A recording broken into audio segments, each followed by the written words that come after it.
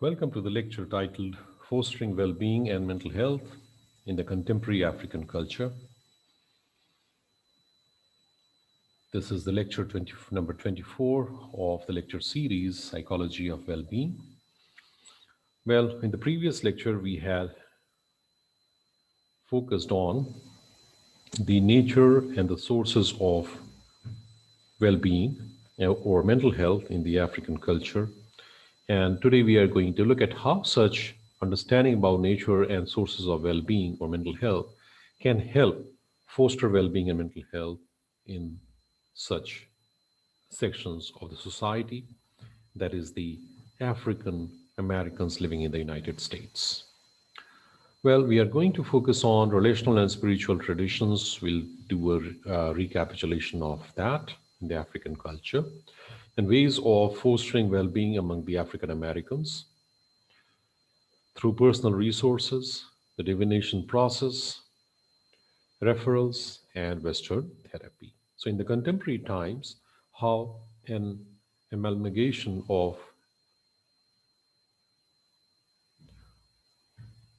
not just the contemporary Western therapy,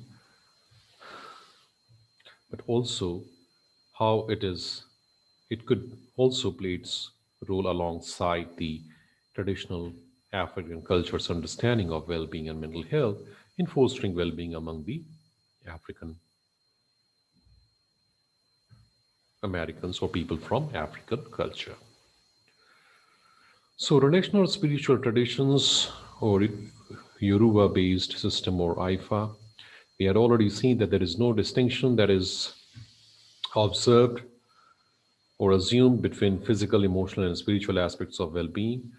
And such a belief and experience is typical of non-Western world, but needs scientific exploration. And that's why such a study was conducted by Ojelado and her colleagues in 2014. So, what are the ways of fostering well-being among the African Americans in the contemporary times? So, personal resources, divination process, referrals, and Western therapy we'll be looking into. Beginning with personal resources, well, it could be observed that before seeking help from local healers or professional counselors, the participants utilize personal resources or coping strategies such as prayers, meditation, martial arts, spiritual cleansings, African dance, and drumming. And social support system used by respondents included family, friends, organizational, and spiritual communities. So these are the personal resources that have been pointed out by the participants. Then the divination process, or the process of using spiritual or divine energies or symbols. And it begins with presenting the concerned both everyday life problems or more severe distress or disorder that are believed to be spiritual matters. So these concerns are presented. Then spiritual symbols utilized by the priest to find out the source of the problem that are associated with religio-cultural traditions. And intervention is understood as resolution of clients' problems that can include sacrifices like giving up of one thing to achieve something else. Prescribed in the divination, sacrifices can be spiritual, participation in rituals, or behavioral, that is, alteration of poor character, volunteering of time, preparation of food, gifting of money, etc. So that is a way to again align oneself with or restructuring one's own life, one's own ways of life in accordance with the divination process or the spiritual symbols. And then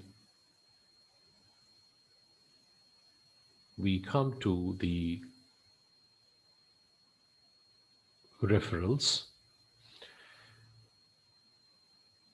and we find that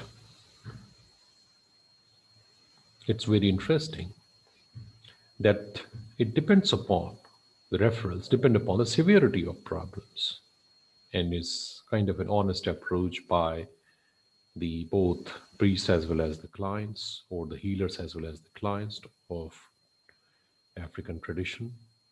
When clients presented with suicidal ideation, substance abuse disorder, or sexual trauma, three priests reported practice of providing the needed spiritual intervention and then referring the individual to a Western trained therapist. So again, looking at the severity of problem, a combination of both local cultural as well as the Western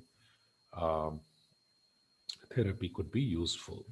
And that's why referral are given. And then again, healer's judgment based on his competence. So to what extent the nature of the problem may actually be more conducive to intervention from the Western approaches. So that is healer's judgment on his or her competence in dealing with the presented problem.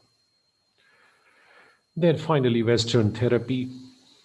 And we see that the general preference for local healers is there among the people, among the participants coming from the African tradition. Although a few participants admitted effectiveness of Western therapy also, such as in marital issues, how Western therapy was more useful. And participants identified a variety of reasons for seeking the services of Western trained psychologists, including limited access to Orissa priests or the local priests, finances, and a desire for additional support. So these were the reasons for seeking services of the Western trained psychologist, despite the fact that in general there is a preference for referring, there is a general preference for consulting the local healers for problems of well being. Thank you very much. We come to an end to looking at the contemporary times in the among the African Americans or the people from African origin, and how their traditional scholarly traditions or spiritual traditions combined with the contemporary understanding of well-being and intervention for well-being, which are taken to be Western notions of well-being, may be helpful in tackling, in addressing the issues of well-being or the problems of well-being and mental health among such people. Thank you very much.